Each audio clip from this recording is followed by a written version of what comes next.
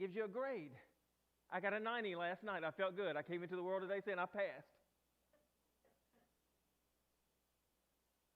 Maybe Cindy said, how many cups of coffee did you have this morning? Maybe it's because I got a 90.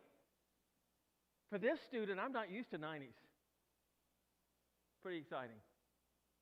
Yesterday I got a 63. That didn't bother me because I'm used to 63s.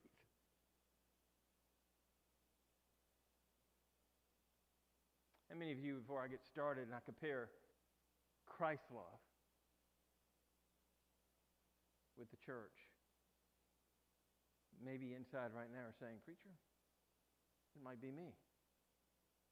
I'm not surfing the waves, I'm drowning. Something's not right. I'm more depressed, discouraged, than I am impressed, making an impression for Christ. Let's take a look at Christ's love. Can we do that? And by the way, nobody had a harder life than Jesus did in this ministry. Okay, not one of you, right?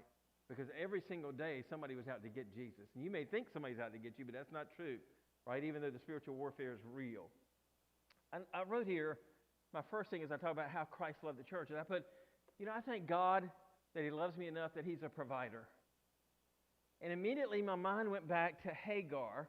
Hagar, Abraham, Sarah couldn't have a child. And if you go back to Genesis chapter 21, their remedy was Sarah and Abraham couldn't have a child. So Sarah says, hey, Abraham, I'll give you this woman. By the way, let me not recommend that to anybody in this room. Or anybody online, right? So Abraham had a child. His name was Ishmael, right? So Ishmael's born. And then Sarah, God works through Sarah. She has a child. And when she has a child, I think Ishmael's 14 years old when she has a child. And so he's a teenager. And so over time, they become a dysfunctional family. And I think we all know dysfunctional families. So at times, maybe your family is a dysfunctional family, right? But we go through it. But they were dysfunctional. And Sarah looked at Hagar with hatred, and she could tell it, told Abraham to kick him out. I thought, she'd kick her out. Well, Abraham didn't want to kick her out. Didn't want to kick his son out.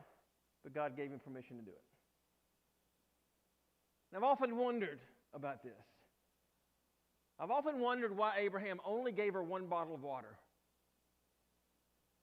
I want you to keep in mind now, we're not talking about Raleigh, North Carolina, or Bailey, North Carolina. We're not talking about where you can go and get a water. By the way, let me say this. If you come by my house and you're real thirsty and you want a bottle of water, we have a hose outside. I grew up drinking out of a hose. You can too. No, we'll give you a bottle of water. She goes out in the desert. What happens? She ran out of water. Let me read it to you. And the water was spent. We're in Genesis 21:15. And the water was spent in the bottle, and she cast the child under one of the shrubs. She went and sat her down over against him a good way off, as it were a bow shot, for she said, let me not see the death of the child. She sat over against him and lifted up her voice, and what did she do? She wept.